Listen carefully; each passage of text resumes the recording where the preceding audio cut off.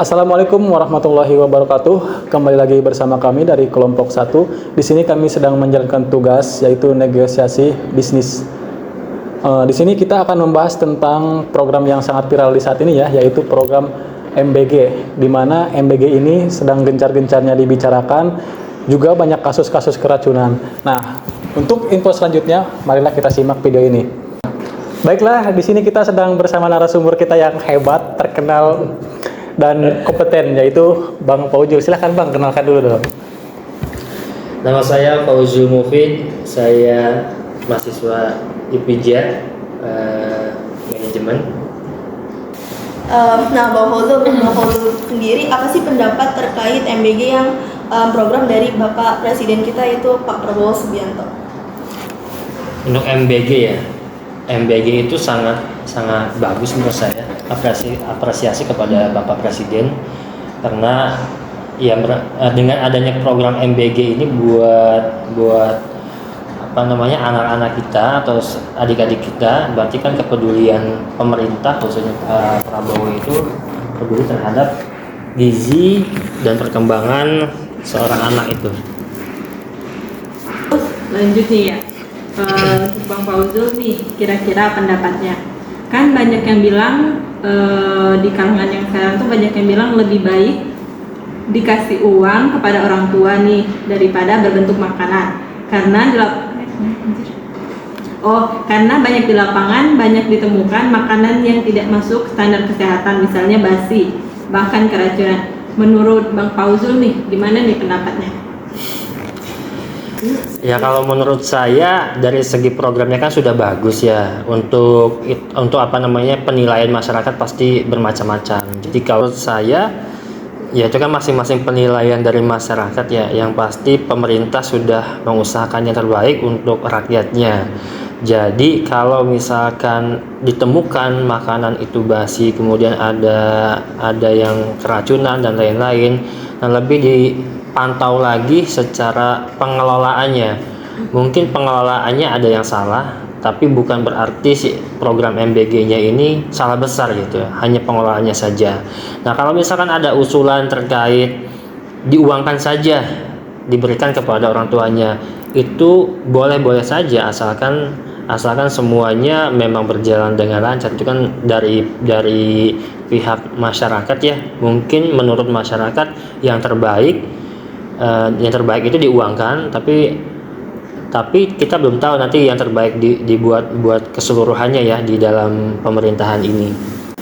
Saya juga sebenarnya setuju itu tentang diuangkan, tetapi kayak tahu sendirilah di pemerintahan kita ini masih banyak penyelewengan kekuasaan seperti bansos, atau mungkin nanti uang yang buat MBG itu tidak tepat sasaran. Jadi sepertinya dikhawatirkan yang seperti itu ya. Dan kemudian juga dengan adanya MBG ini menurut saya sih menyerap lapangan pekerjaan buat orang-orang seperti kokinya atau driver cateringnya ya. Jadi saya sih setuju dengan program ini. Nah, tapi pertanyaan saya nih Bang, kan setelah banyaknya kasus keracunan nih di netizen ini, di media sosial atau bahkan di masyarakat sekitar, banyak yang bilang kalau ini tuh adalah strategi dari lawan politiknya Prabowo untuk menjatuhkan program ini. Tapi kita lihat kemarin Wakil Ketua Menteri Badan Gizi Nasional itu sampai menangis, dan beliau kalau tidak salah berkata seperti ini, jika kalian ingin menyerang Prabowo, janganlah menyerang program makan bergizi berapa, karena korbannya kan ke anak-anak, ke masyarakat. Nah, tanggapan Pak Fauzul ini, apakah ada kaitannya dengan politik? Bagaimana? Kalau politik sendiri saya juga kurang paham, dan juga ya memang saya nggak di ranah yang politik ya. Tapi saya ingatkan lagi, mungkin sebagai saya juga seorang masyarakat gitu ya, pemerintah sudah mengeluarkan program makan gizi gratis ini, itu udah suatu nilai yang positif gitu ya. Tinggal bagaimana kita masyarakat menyikapinya. Urusan mungkin itu ada indikasi politik ya terkait makanannya keracunan dan lain-lain. Ya saya mohonlah buat orang-orang yang seperti itu ini waktunya pemerintah untuk membangun generasi emas nih. SDM kita ya. Betul. Jadi jangan sampai hal-hal yang kayak gitu dilakukan, itu kan sangat keji sekali ya gitu. Benar-benar, saya juga setuju karena ini kan bagian dari tujuan Indonesia emas di tahun Betul, 2045. 2045. Setiap program yang pemerintah buat ketika itu sudah dilaunchingkan, kita harus support. Adapun nanti ketidaksesuaian menurut masyarakat, sampaikanlah dengan baik. Menurut saya seperti itu ya. Jangan dikit-dikit di sosial media digoreng yang hal-hal yang jeleknya saja Ya, gitu. Itulah netizen. Ya, betul. Buzzer. Sambil gini coding. Tapi perkiraan nih, program ini akan berlangsung ke depannya atau setelah pergantian presiden, atau mungkin hanya 2 tahun atau 3 tahun berhenti saja, atau gimana prospek ke depannya? Kalau itu mungkin saya juga tidak bisa menganalisa akan berjalan sampai kapan ya. Ketika mungkin Pak Prabowo sudah tidak menjabat sebagai presiden, yang baru mungkin akan tidak memakai program MBG ini. Tapi ya secara proses kedepannya nanti kalau misalkan si MBG ini ternyata berhasil gitu ya, seharusnya ya pemerintah selanjutnya akan melanjutkan dan memperbaiki kesalahan yang sebelumnya gitu. Saat ini kan kondisi Indonesia itu ketika dari masa ke masa kepemimpinan presiden yang terdahulu, contoh misalkan hal yang sudah bagus ketika ganti kepemimpinan ditutup gitu. Jadi melanjutkan program yang baru ketika ya, kecuali mungkin programnya gagal jadi nggak usah dilanjutin gitu. Jadi kalau misalkan programnya sudah berjalan bagus ya harusnya dilanjutkan dan diperbaiki kesalahan-kesalahannya.